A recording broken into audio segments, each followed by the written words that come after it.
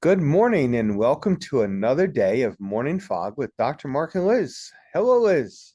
Good morning, Mark. How you doing today? We are absolutely wonderful this morning. We are wonderful. You know what I did this morning? Now, what'd you do this I walked outside. I stopped. I paused. I listened to the sounds. I took some deep breaths and I just relished in stopping for a moment. morning? Love that. I really love it because that's a fantastic opener to what we're going to be talking about today. And what we're going to be talking about today is important for every person in every relationship because what do we all have as human beings? We bring lots of emotion to things. We're people with emotions, and we tend to get caught up in our emotions sometimes, and our emotions can get the better of us. But if we can learn the power of pause, we can start to think a little bit more clearly, be able to express our emotions from a place of more of a centered space rather than that amped up, you know, been hijacked, your brain's been hijacked kind of emotional place. It's really important that people understand that there really is magic.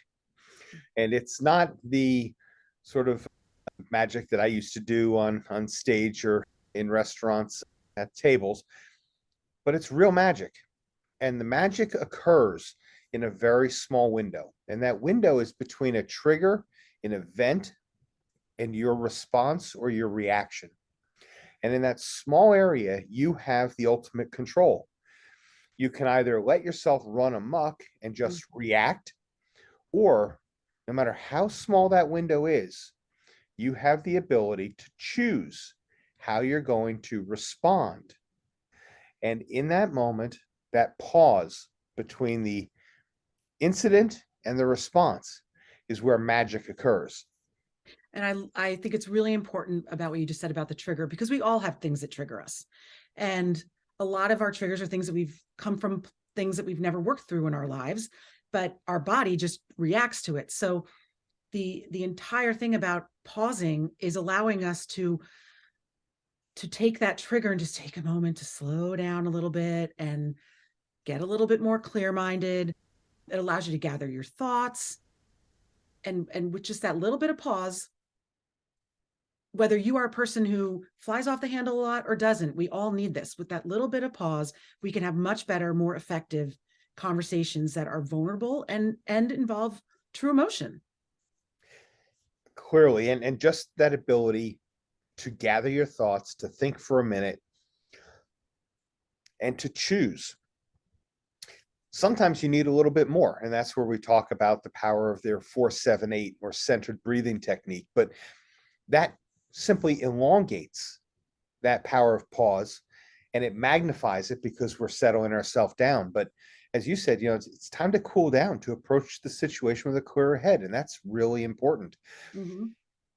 How many incidents of road rage get out of control from escalation and just complete loss of control and something that is really moderately trivial because one of the two or both didn't set down a little bit of time just to pause. Well, and road rage is an example. I'm going to take it even closer to you and me, which is how many times have we been, working with clients where we see them escalate because they're being triggered, and one person's just, it's basically like one person gets louder than the other person and louder than the other person, and nobody's hearing anybody. It's No, just escalation of voices. So what it really does, the power pause helps you prevent conflict, which is what you and I are all about. We're all about helping people deepen their connections and have better relationships. It prevents you from getting out of control. None of us feel good when we're out of control. We all want to feel like we're in control. That pause allows you to be more in control. and when you start to look at a situation with a little bit of an outside view, when you settle yourself and you have a clearer mindset, when you have a rational perspective, you have the ability not only to start to understand that what you initially thought was the impetus for that potential conflict. You start to be able to see that there might be another view, but you also get to understand that there are consequences to your actions. And those consequences have, particularly in going to that road rage, or going to the couple who's just about to blow up into a major fight, those actions have consequences, and those consequences can be long lasting. Yeah, and this can happen in business too. I don't know. I mean, business, and I'm sure it happened for you when, as being a medical doctor, where people just, I mean, I remember having somebody lose it on me when I worked in advertising. Once one of the producers just flipped off on me. I had no idea where it was coming from. It completely stopped me in my tracks. And then later I learned that I must have said something that triggered him, and he was in the middle of a divorce. But how was I supposed to know that? So again, if he had learned the power of pause, he would have realized that whatever I triggered had nothing to do with his personal life. And by being able to pause, it can prevent you from saying things that you're going to regret later. Yeah, the we talk about, again, response and reaction. Responses are things that are thought through, or have a rationale behind them. Reactions are immediate. They are They're impulsive. impulsive. Great word. That's exactly it. They're impulsive. And words and actions are like a bullet in a gun. You can't put it back into the barrel. Once it's fired, it's out there. You can't pull it back. You might be able to apologize, you might be able to make amends, but the fact is that it's there, and likely some harm is done. You can avoid that and still not capitulate. You can still have a active, good discussion, but you can pause and you can approach that discussion with a more controlled, a more cerebral, a more based foundation. And why is that? It's because when you take the time to pause, first of all, you're showing respect for the other person that you're trying to communicate with, but it gives you time to prevent misunderstandings, and it allows for much healthier communication. And that's what we're all looking for, whether it's in your personal life or your business life, or with with your friends, whatever it is. We're all looking to be, we've said this so many times, seen, heard, and understood. Well, if we're so busy reacting and to our triggers and just flying off the handle, we're not communicating. We're definitely inviting misinterpretation and conflict and regret for how we make somebody feel about it later. We just a little bit ago did a episode on full spectrum communication, and we just talked about preventing misunderstandings, miscommunication. Likely it's not, your words are not going to be those that you would choose at another point, but that's only 7% of the message you want to give. When you are angry, when you are reactionary, your tone of voice, that 38% is going to also not communicate anything positive. So even if you're choosing your words okay, or with some thought, the intonation is more emotional and will come across with your anger, with your disdain, whatever the emotion is. And certainly your body will too. And therefore, the vast majority of the communication that you're trying to give will not be something that's worthwhile. All of that can be, if not prevented, can certainly be mitigated by just stepping back for a minute, by pausing, by letting yourself relax for a moment, take a breath, and think about what's really happening. It also helps you build trust and respect in a relationship, because if you care enough to take that pause, to take that 30 seconds, whatever it is you need, you're doing it not just for yourself, you're doing it for the other person too. So that does give a message of that, that you respect that person, that you care about that person, and you lay that foundation of trust.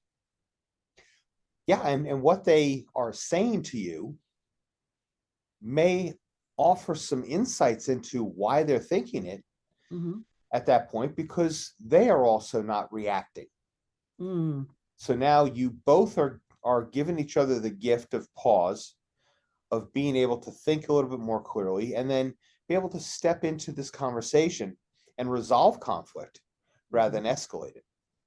and part of that is because by taking that time to pause, you're increasing emotional intelligence, which you and I talk about all the time. And what is that emotional intelligence? Having the intelligence that you're not the only person in this conversation, that somebody else is with you and they have thoughts and feelings and emotions, and you can see that maybe they're uncomfortable, or you can feel that you're uncomfortable. They may not be at this point in time, but either way, whether it's you who's starting to escalate or they're starting to escalate, by pausing, you are respecting, and again, anybody said respect before, but the other person's emotional state.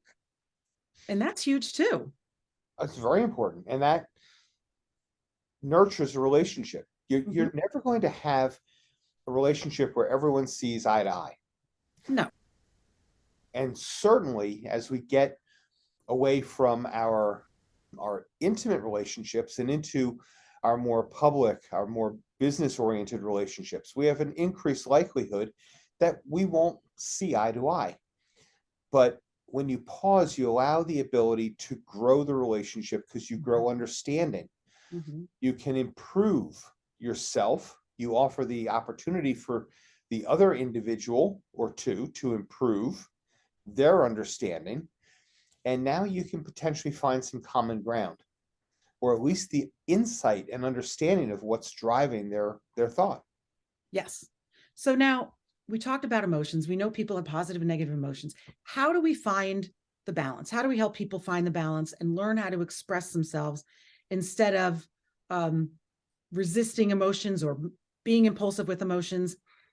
The first step is to identify your feelings. Oftentimes, we don't go to the root of what the emotion is all about. We focus so much on just being triggered that we're not understanding what are we just said this to a couple the other day. What are you feeling internally? Take a step, take a minute, take a breath and say, how am I feeling? Am I feeling heated inside? Am I feeling butterflies? Am I feeling, like my head is feeling like it's going to explode? What is the actual feeling that your body is experiencing? Yeah. No, that's really true. So look inside in that moment of pause. If you want to be able to learn how to express yourself more clearly and how to pause, that's Mhm. certainly one of the first and most important steps is to reflect Mhm. mindfully. The other is to not immediately judge yourself. Right. Your emotions are not necessarily good or bad. You're triggered for a reason. There's something going on. The other person is triggered, and therefore you're getting triggered. But the fact is that resist that urge to judge the emotions. You have emotions, Mhm. and instead of judging them because you're part of whatever's going on, in that moment of pause, you can step outside and look like a neutral bystander and really understand what it is that was happening. Have compassion for yourself. We talk about this all the time too, is that judgment is the antithesis, the polar opposite of compassion. You can't be compassionate for yourself. You can't be compassionate for what was going on and find a way forward if you're going to judge. And one of the ways to help with that judgment is to put the period on the end of the facts. Feelings aren't necessarily facts, they're emotional reactions to some past event in your life. So, again, we just had this the other day with somebody where we said, okay, so when you started to, when your partner said something and you immediately had this assumption, what was the feeling in your body? The feeling was I was frustrated. Okay. And then what did you start to tell yourself when you were frustrated? And then the story started going. We said, wait, you just told yourself a story, an entire story. When without asking the question, without being curious with your partner, you didn't put a period on it. You created a story and that amped you up. And then what did that do? That amped up your partner. And then what did that do? That amped you up more. And finally, they found a way to settle themselves down But if the period had just been put on the end of what his feeling was, okay, I'm feeling like this, period. Okay, maybe I should ask some more questions about what my partner said so I can understand a little bit more clearly so I'm not taking myself down this road of escalation of emotion. Exactly. And, this is becoming almost a dated analogy, but I love what you said. If there's an old TV show, Dragnet, and one of the You characters. are dating yourself there, definitely. Yeah, I know. Although I think there was an update a while back, but not the TV series. But Joe Friday would always say, "Just the facts, ma'am," and that's really what it is. It's just the facts. Just stay focused on the facts. And when you stop running on with the rest of your story, then you can start to not only look at the emotions, but you can find a way to express those feelings, those emotions, with some mindfulness and some safety. Mhm. Every one of us responds to emotions differently. You may put ketchup on the table, and everyone who knows what ketchup is going to know what it is, but we're all going to taste it just a little differently, potentially. I found an interesting fact, which is cilantro, which is one of my favorite spices. About 20% of people, it tastes like soap to them. Now, I Interesting. love, cilantro, but clearly I wouldn't love it if it was tasting like soap. Well, again, we experience life as individuals, and while there are commonalities to it, the fact is that we're still experiencing it in our own way. So your feelings are yours, and figure out a way to be mindful about them, to safely express them, and to find some strategies to be able to look at them, consider them, and then express them so they don't build up. Journaling is a great way to do that. Journaling is a fantastic way to do it. There's also practicing mindfulness, sitting in nature, meditating. I mean, there's so many ways to start to do it. And we're not expecting anybody to get out there and be perfect at it from the beginning, but we will tell you, when we had clients of ours practice it, their relationships improved because it reduced the conflict. And that's really what the gift of the power of pause is doing. It's helping to build healthier relationships. It's reducing conflict. It's allowing you to show up mindfully. It's allowing each party to be able to express their emotions without escalation. So therefore you are building that trust. And who doesn't want to be in a trusted relationship where you could be seen, heard, and understood? It is an incredible power and an amazing gift to any relationship. It really is. And sometimes it's just a matter of going to your own corner when you feel that you really are that upset. I need time. Can we come back and talk about this in 5 minutes, in 10 minutes? And it's not to avoid the conversation, but it's actually to have a better conversation. It's the ability to take those moments to do a couple of centering breaths, to think for a minute, and to say, is this really meant to hurt me? Is there a reason I'm feeling the way I'm feeling? And then to be able to address it. We have a great power in that magical moment. So hopefully everyone who's listening today got something out of this. We highly recommend you practice it. It's a game changer in any relationship. That's basically what I would say. I would agree. And I think we all need a little bit more of the mystical power of pause. Liz, have an absolutely wonderful day. Great You too. conversation. All Bye-bye. right. Until next time. Bye.